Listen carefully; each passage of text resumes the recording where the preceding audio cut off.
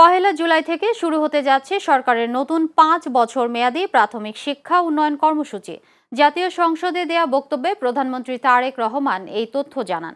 প্রধানমন্ত্রী তার বক্তব্যে বলেন, দেশের প্রাথমিক শিক্ষার মান উন্নয়ন, অবকাঠামো উন্নয়ন এবং শিক্ষার্থীদের দক্ষতা বৃদ্ধির লক্ষ্যে এই কর্মসূচি গ্রহণ করা হয়েছে। নতুন এই পরিকল্পনায় আধুনিক প্রযুক্তি নির্ভর শিক্ষা ব্যবস্থা চালু, শিক্ষক প্রশিক্ষণ জোরদার এবং ঝরে পড়া রোধে বিশেষ পদক্ষেপ নেওয়া হবে। পাশাপাশি প্রত্যন্ত অঞ্চলের স্কুলগুলোকে আরও কার্যকর ও শিক্ষা বান্ধব করে গড়ে তোলার ওপর গুরুত্ব দেওয়া হয়েছে। এছাড়া দেশের পর্যটন খাতকে আরও এগিয়ে নিতে কুয়াকাটাকে বিশেষ গুরুত্ব দেওয়ার কথাও জানান প্রধানমন্ত্রী। তিনি বলেন, পায়রা কুয়াকাটা অঞ্চলকে কেন্দ্র করে একটি সমন্বিত ইকো ট্যুরিজম জোন গড়ে তোলার পরিকল্পনা রয়েছে সরকারের। এই উদ্যোগের মাধ্যমে প্রাকৃতিক পরিবেশ সংরক্ষণ নিশ্চিত করে টেকসই পর্যটন শিল্প গড়ে তোলা হবে।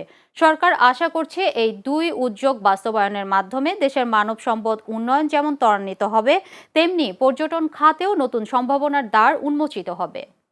আগামী ১ জুলাই ২০২৬ হতে ৫ বছর মেয়াদী পঞ্চম প্রাথমিক শিক্ষা উন্নয়ন কর্মসূচি সরকার শুরু করতে যাচ্ছে